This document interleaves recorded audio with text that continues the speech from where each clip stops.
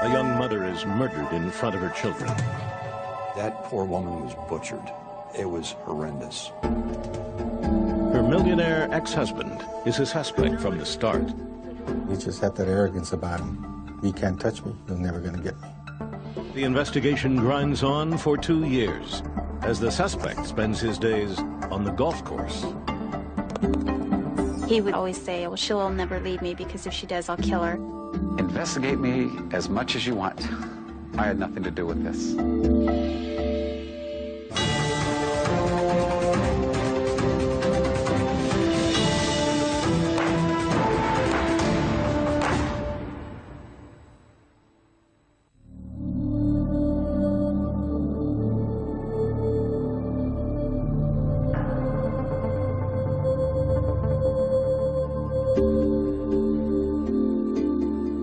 This man is a confessed killer.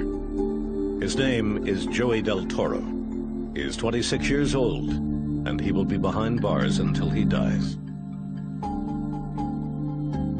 In the fall of 1997, Del Toro slipped into the Florida home of Sheila Bellush, a 35-year-old mother of 6. He shot her in the face, slashed her throat twice, and left her to die. I hadn't realized what I had done. I knew I had done something wrong, but I hadn't realized what I had done. I just felt numb, like I couldn't feel anything. I asked God, I go, God, why did you not let me die before I had done something like this? There's not a day that goes by that I don't regret everything that I did. On one level, Jose Del Toro is the central character in the story of Sheila Bellush's murder, the man responsible for so savagely ending her life.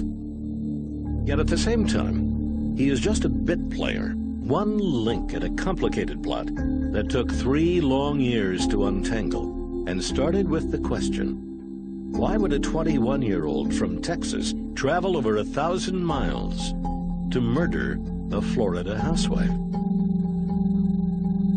We're gonna get pictures. In the fall of 1997, Sheila Bellush and her family were starting a new life. To all appearances, they were a typical, if chaotic, household.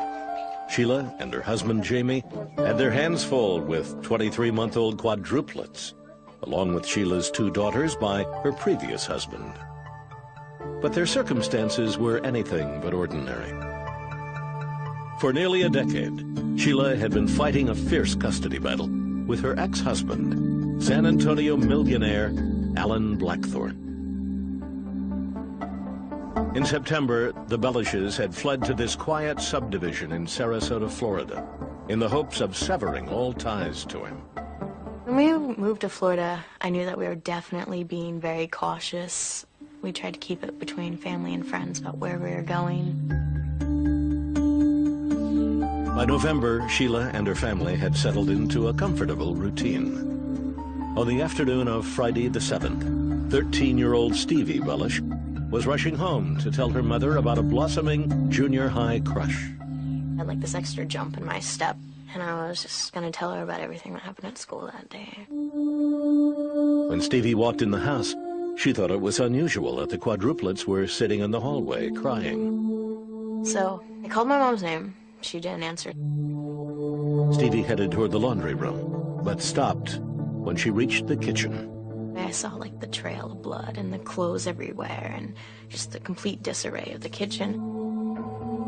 Her mother lay motionless on the floor, surrounded by a drying pool of blood. I bent down and actually like looked at her, and I touched her face.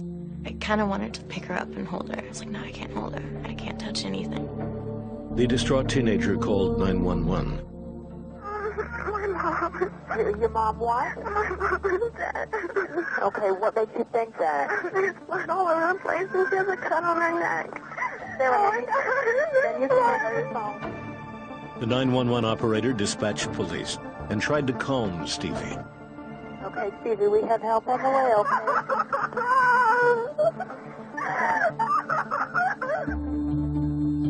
At the scene, officers found no signs of a burglary, but the pattern of smeared blood on the floor and walls indicated that there had been a struggle. Sarasota County Detective Chris Iorio was one of the policemen who responded to the dispatch. We had blood everywhere. It was pretty obvious to us that there was a conflict that started somewhere in the laundry room area and progressed out into the kitchen. The four toddlers had apparently witnessed their mother's murder and been home alone with her body for more than 6 hours. When the deputies first got there, they thought maybe the kids were injured because they did have blood on them. It was later determined that they were just walking around in their mother's blood. Jamie Bellush telephoned Sheila's sister in Salem, Oregon, with the news. He told me that my sister had been killed, and I told him that he was a liar. And then he just sat there and didn't say anything. And then it sunk in. At the crime scene, Stevie Bellush told detectives who she believed killed her mother. She said, "My dad did this, Alan Blackthorne." We had no reason to believe he was in the area, but we kept that in the back of our mind. Police continued to gather evidence. The killer had left behind a bloody fingerprint on the clothes dryer and a bullet shell casing from a .45 caliber automatic pistol. But the most valuable information was given to detectives by a vigilant neighbor. Earlier that day, the neighbor had seen a suspicious man leaving a sports car parked around the corner from the Bellush home. He had a license plate of a car that he had seen in the area. He did write it down, which was a huge break for us. Within 2 days, detectives had traced the license plate and fingerprints to a 21-year-old from southern Texas named Jose Del Toro. Sarasota authorities immediately contacted the Texas Rangers to assist with the investigation. Sergeant Gerardo de los Santos was assigned to the case. Initially, when they said that the suspect was from the Texas area, the first thought that came to mind, maybe it could be the ex-husband. But there was no firm connection between Del Toro and Alan Blackthorne.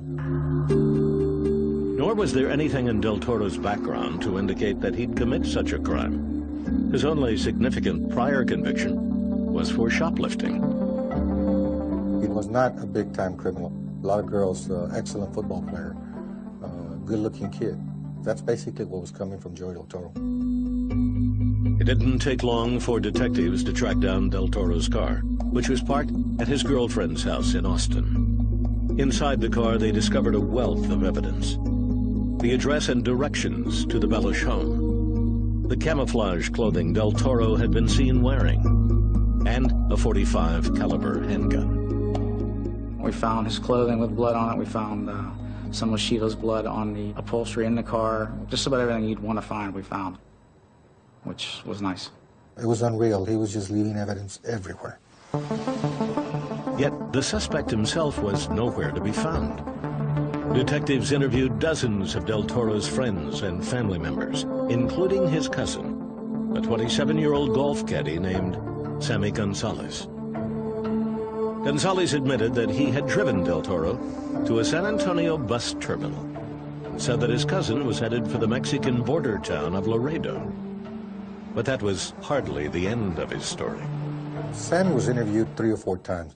Every time he interviewed, he gave a little bit more, until he eventually told the whole story. In a taped confession, Gonzalez revealed that he had helped arrange the murder of Sheila Bellush, and he confirmed the detective's suspicions that Jose Del Toro was the hitman. Tell me what you know about this incident. It's supposed to be just a beating, and nothing about the killing was supposed to be occurred. I haven't saw the news and kind of sad about it and disgusted about it. Who committed this murder? Jose Del Toro. When he was supposed to go down there and speed her up. By the time he was done, Gonzalez would shed light on the events leading up to Sheila Bellush's murder and send investigators down a trail that seemed to lead in one direction. In November 1997, San Antonio golf caddy Sammy Gonzalez told authorities that he had helped arrange the brutal slaying of 35-year-old Florida homemaker Sheila Bellush. In exchange for a reduced prison sentence, Gonzalez fingered his cousin, Jose Del Toro, as the hitman, and recounted for police Del Toro's gruesome depiction of the crime. He said that he had shot her, but eventually I guess she was still moving or something like that. And he went up to the kitchen and... Got a knife? Yeah, I got a knife. Gonzalez had already helped his cousin flee to Mexico, but he did give investigators the name of another man who he said had coordinated the attack. A small-time San Antonio gambler named Danny Rocha. Rocha first contacted Sammy to actually go and beat up Sheila initially. Once Sammy found out it was a woman, he did not want to do it. But he came up with the idea, well, maybe my cousin Joey would do it. Gonzalez then provided police with an even more important piece of information. He mentioned that Danny Rocha was golfing buddies with someone named Alan. Investigators were convinced that Alan had to be Alan Blackthorne, Sheila Bellush's ex-husband. His daughters confirmed that he and Danny Rocha were friends. When I heard Rocha, I was like, wait, I know him. And I saw this picture, and I'm like, I've played with his kids before. In fact, police discovered Rocha had been golfing with Blackthorne on the day Sheila Bellush was killed. On November 17th, Danny Rocha was arrested at his home and charged with conspiracy to commit murder. From the beginning, he denied any involvement and refused to cooperate with authorities. Meanwhile, investigators continued to pursue who they believed had masterminded the murder. The man Sheila Bellush's family had suspected from the start, Alan Blackthorne. I knew it had to be Alan, so he was somehow behind it. Right away, I was like, it was my dad, wasn't it? He didn't have to pull the trigger to cause the action. In a later television interview, Blackthorne defiantly maintained his innocence. Investigate me as much as you want. I had nothing to do with this.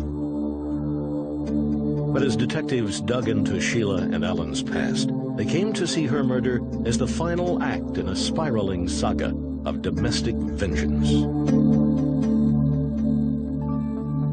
Sheila Walsh met Alan Blackthorne in Salem, Oregon, when she was 19.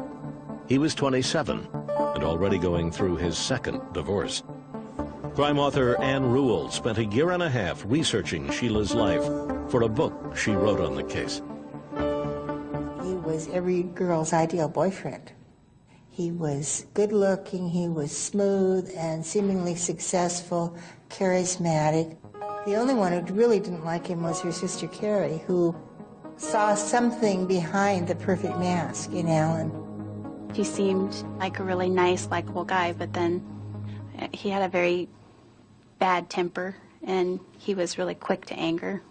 By their third date, the couple was engaged. They married in February 1983. It seemed like a happy union. Over the next 3 years, Sheila would give birth to 2 daughters, Stevie and Daryl. Alan started a business importing electronic muscle stimulators, and he always managed to find time for his favorite pastime, golf. I never really ever saw Alan work. He was a golfer. I mean, he was always golfing and always talking about golfing. By 1986, the Blackthornes had moved to San Antonio, Texas, and Alan and Sheila's relationship had started to crumble. More and more often, Sheila found herself on the receiving end of Alan's violent temper. She learned really quick that if she fought back, then she usually got hurt, or she got the bad end of it. He would grab her by the collar and lift her up against the wall. For Alan, it was all about control. He felt like Sheila was his. He would always say, well, Sheila will never leave me because if she does, I'll kill her. On 2 occasions, Blackthorne was charged with battery for assaulting Sheila. Both times, he paid a fine and received probation. She was only in her early 20s, and she looked like she was in her 40s. Finally, after 4 years, Sheila had had enough. She filed for divorce in October 1987, and her petition was granted a year later. When she did finally leave him, she said to me it was either stay in the marriage and have him kill me that way, or leave and have a fighting chance. But the end of the marriage was only the beginning of the war. Over the next few years, Blackthorne would file multiple petitions, claiming his child support payments were too high, even as his business boomed, eventually making him a millionaire. He carried thousands of dollars in his wallet at a time, and he just liked the power of showing people, look how much money I have. In 1993, Blackthorne got married for a fourth time. He and his wife Maureen had 2 sons and moved into a lavish mansion in suburban San Antonio. Sheila, meanwhile, had met and married a 31-year-old pharmaceutical salesman named Jose Bellush.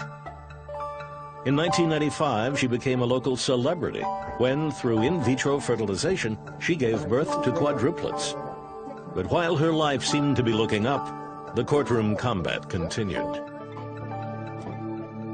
I think that Sheila thought that when she married Jamie, you know, finally she would have somebody that would kind of help her fight the battle, but it didn't get any better. Then, in the summer of 1997, Sheila went on the offensive. She filed charges against Alan, claiming that years before, he had sexually abused their daughter Stevie, now 13 years old.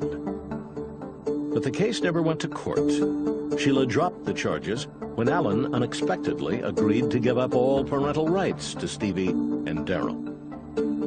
I think she felt more threatened after he relinquished his parental rights because she knew she had won the ultimate battle as far as he was concerned. Having lost the custody fight, Alan now tried a different tactic.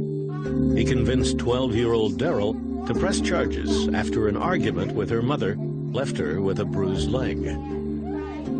I talked to my dad, and he's like, well, you know what, that's beating and that's child abuse, and he's like, you should call the police. Sheila was arrested and had to be bailed out of jail. Daryl now says her father manipulated her into accusing her mother.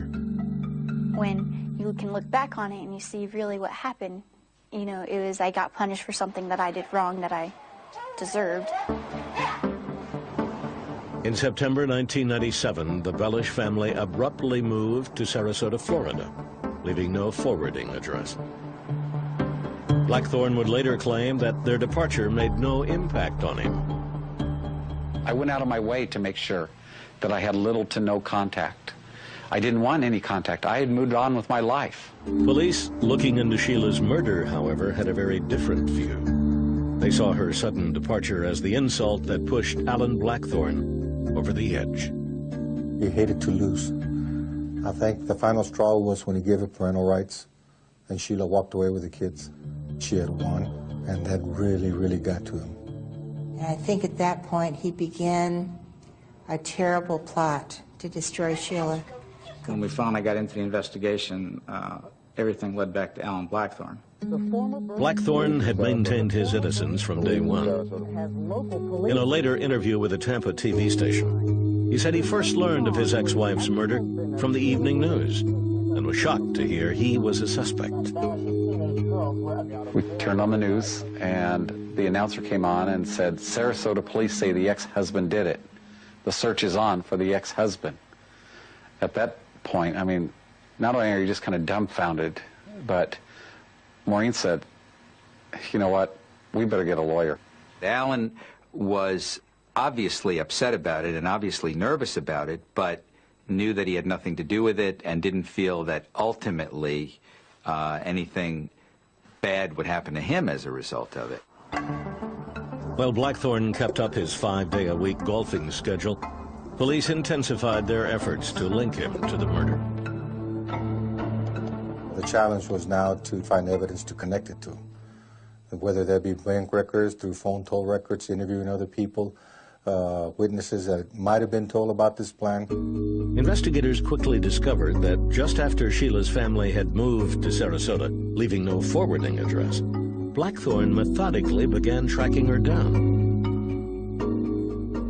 Phone records showed that he made repeated calls to the San Antonio bail bond company that had issued Sheila's bond after her child abuse arrest that summer. He was trying to ascertain Sheila's address by pretending to be somebody else. Blackthorne was not aware that the conversations were being recorded. Yes, ma'am. You folks have a bond on a Sheila Bellush for $5,000? Well, I can't release that information. I don't know who you are. Okay, what I'm trying to figure out is that, well, I'm somebody that they owe money to and they skipped out of state on me. Phone records indicated that Blackthorne had hired a private investigator in Florida to locate his ex-wife. They also showed that 2 weeks before Sheila Bellush's murder, he had gotten a call from their 12-year-old daughter, Daryl. He's like, oh, well, where do you live? And I'm like, well, I can't tell you that. He's like, why not? I'm like, because my mom doesn't want me to tell you. According to Daryl, her father said he wanted to come visit them over the holidays. That was enough to persuade her to reveal the family's whereabouts.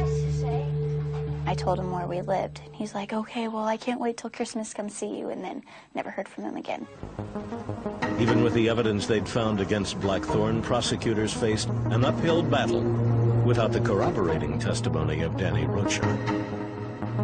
Rocha was a gambler by nature and by trade. With no steady job, he supported his family by taking illegal bets on sporting events.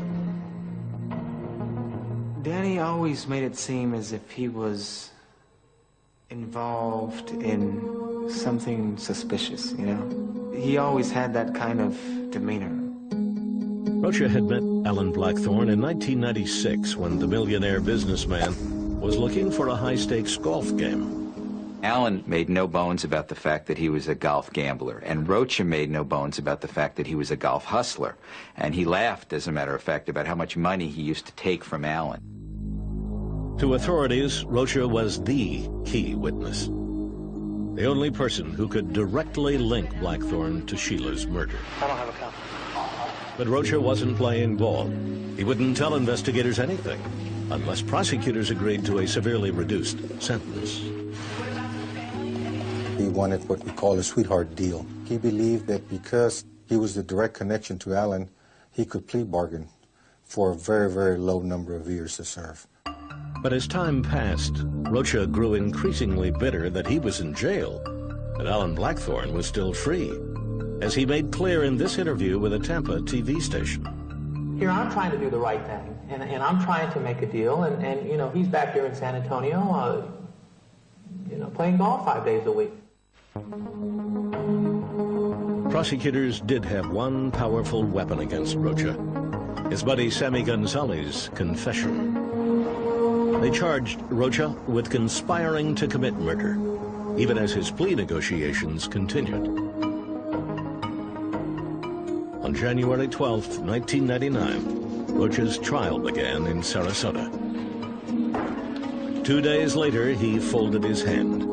In a last-ditch attempt to avoid life behind bars, he told investigators he would talk. There's a saying in Spanish that is las últimas patadas de un ahogado, which literally translates to the last kicks of a drowning victim. In January 1999, 2 days into his trial for plotting to kill Sheila Bellush, San Antonio bookie Danny Rocha struck a deal with prosecutors. In exchange for a reduced sentence, he would testify that he had been hired by the victim's ex-husband, Alan Blackthorne. At the Sarasota County Jail on January 14th, Rocha sat down with authorities and gave his version of the murder conspiracy. It all started, he said, in July 1997, when Blackthorne took him on a golfing trip to Oregon.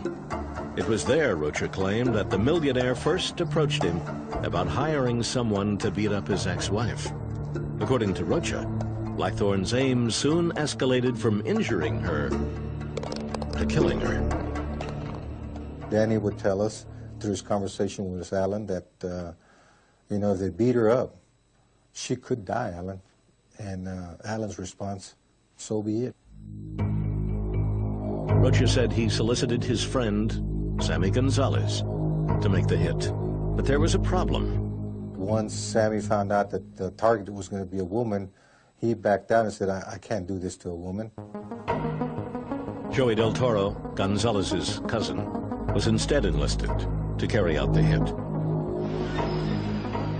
Rocha said that 3 days before the murder, he met with Gonzalez and Del Toro at the Pan American Golf Club in San Antonio to seal the deal. Rocha told Del Toro he would get $4,000 if he mutilated Sheila Bellush and $10,000 more if he killed her. Del Toro accepted and drove to Florida on his own. And there goes Joey. Does his deed and comes all the way back. And then the whole house starts falling in.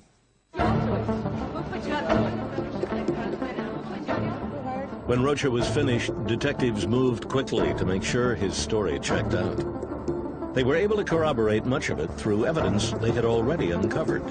But then they hit a snag. Recounting the plot for prosecutors, Rocha embellished his story enough to fail a polygraph test. Exasperated, the state declared its deal with Rocha null and void and refused to negotiate on his sentence. His trial continued, and on January 15th, 1999, the jury handed down its verdict. See the jury find as follows as to count 1 of the charges. The defendant is guilty of principle to murder in the 1st degree. He was sentenced to life in a Florida state prison. He could have had the same deal Sammy had if he would have cooperated early on, but like he said himself, he's a gambler. He rolled the dice and lost. Alan Blackthorne, however, appeared to have won. Without the testimony of Danny Rocha, Florida prosecutors were forced to shelve their case against him due to a lack of evidence. Blackthorne, meanwhile, was mounting an all-out PR campaign to clear his name. In July 1999, he gave an interview to a Florida news program, insisting he had nothing to hide.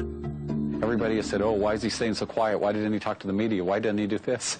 I mean, if I come out and talk to the media, am I sly and slick? Or if I stay quiet, am I shy and hiding? Guilty and hiding? Blackthorne contended that he would never have robbed Stevie and Daryl of Sheila. She was my daughter's mother. I'd already given up my parental rights. Who did those girls have left? In San Antonio, federal prosecutors were paying close attention to Blackthorne and his public statements. It was offensive that this man who so apparently was involved and was responsible for the killing of this woman was so arrogant. After exploring their options, prosecutors decided their best bet was a 1994 statute called the Violence Against Women Act. The law made it a federal crime to commit domestic abuse across state lines. This meant that the inconsistencies in Danny Rocha's story would become less important to a successful prosecution.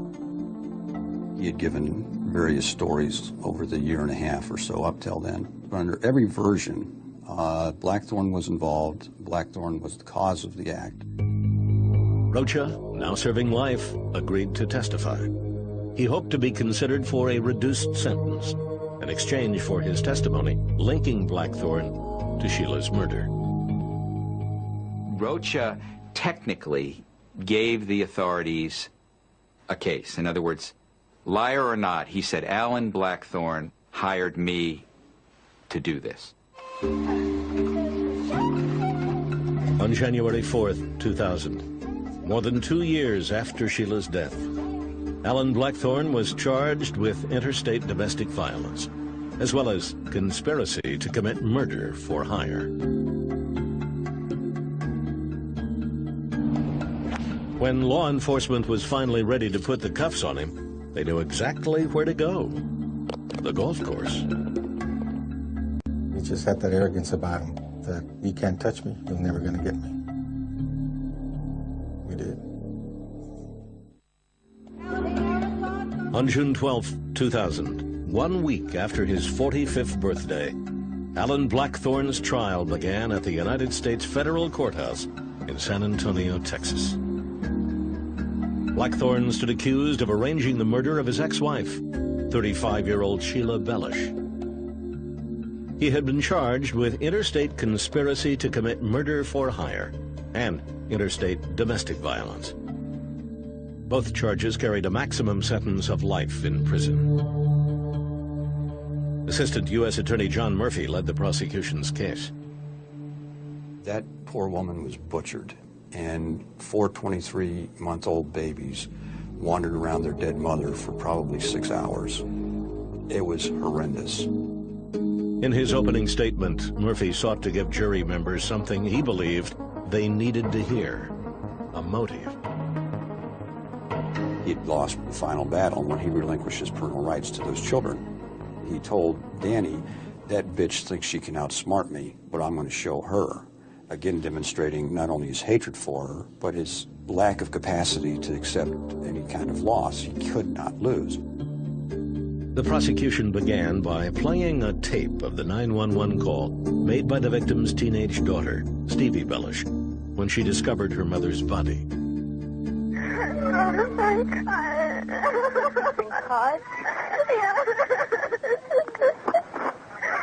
Okay, stay on line. Are your brothers and sisters younger than you? 43 months.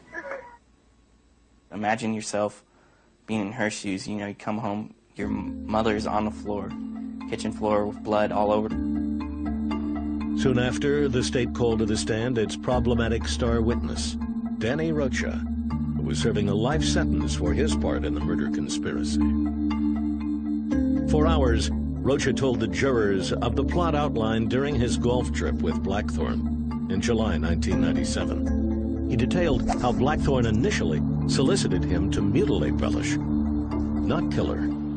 He didn't want it just to be a beating. He wanted her to be tortured. He wanted her back broken. He wanted her tongue cut out.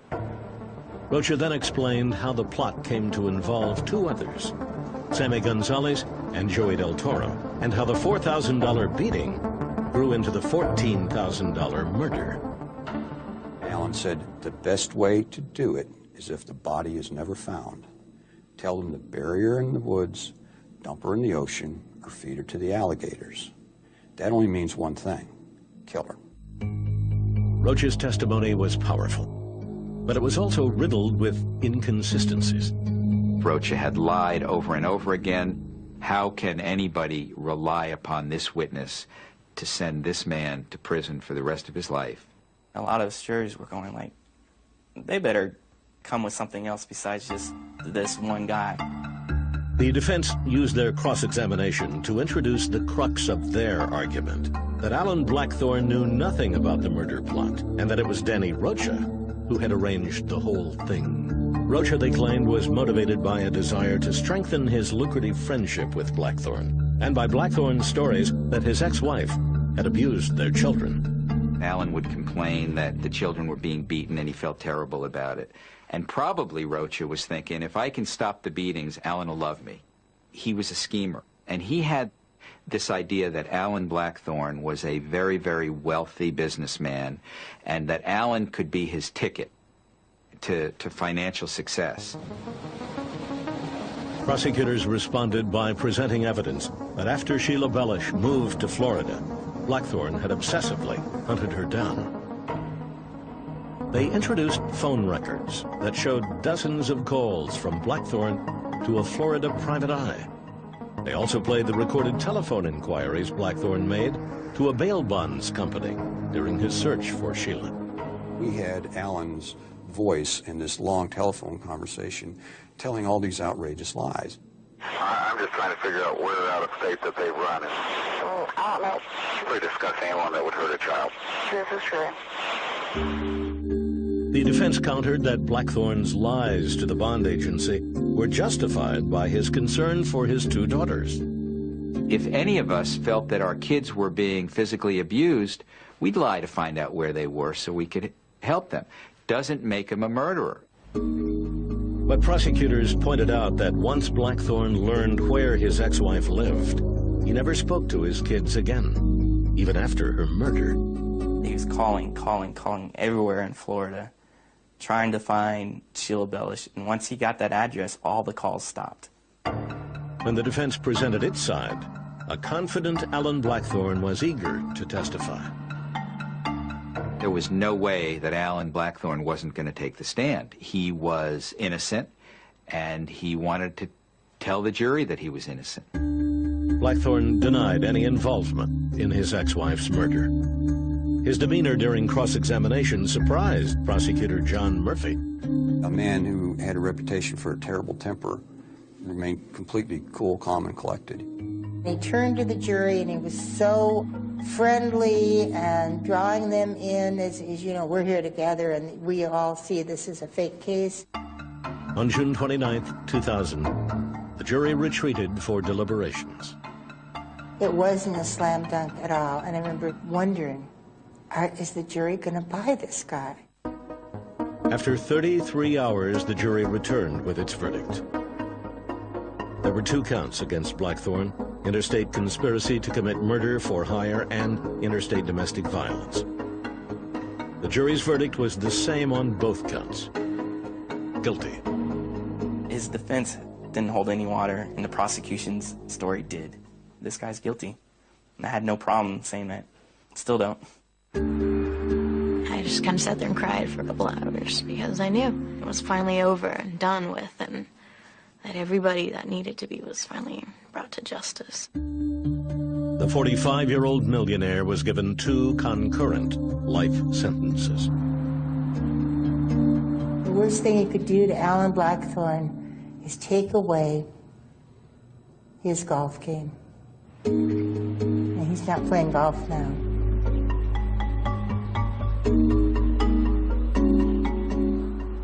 On the same day as Blackthorne's verdict, any lingering doubts about his involvement in the crime seemed to be erased, over 1,000 miles away. You understand that the charge of murder in the first degree... That afternoon in Sarasota, Florida, Jose Del Toro pleaded guilty to the murder of Sheila Bellush.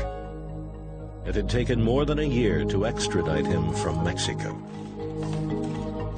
Now Sarasota detectives were finally able to hear Del Toro's version of the story.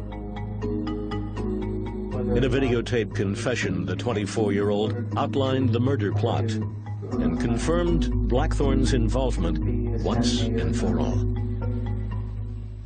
Not that the job was for them, but he said it was for somebody else.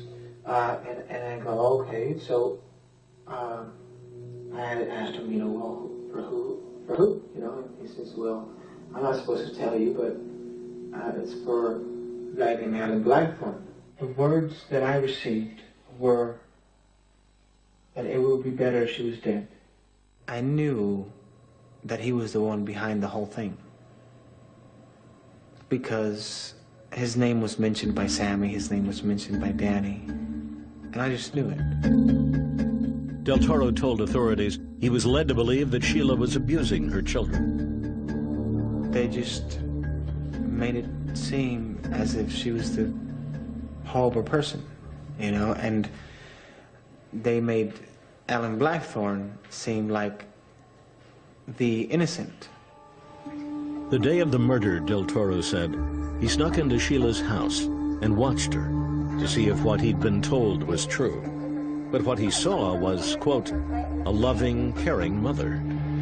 I was about to leave when she noticed that the door was open. And I couldn't run, I couldn't do anything. And so, well. Jose Del Toro was sentenced to life in prison without parole. In the wake of Sheila's murder, her second husband, Jamie Bellush, and their quadruplets returned to his home state of New Jersey. Her teenage daughters, Daryl and Stevie, moved to Salem, Oregon to live with their aunt, Carrie Blador. How do kids ever get over losing both their mother and their father? Because truly they did lose their father. I have nothing to do with him, and I kind of wish he'd just die, because I don't think he deserves to live anymore. Sheila's oldest daughter, Stevie, planned someday to visit her father in prison. I'm definitely not as bitter as I once was. It would be nice to be sitting on the opposite side of the glass. I think that would definitely be some humiliation for him. I'm constantly, even now, thinking about, why? I don't really understand. After his sentencing, Alan Blackthorne was sent to the Beaumont Federal Penitentiary in Texas. Blackthorne will never be eligible for parole.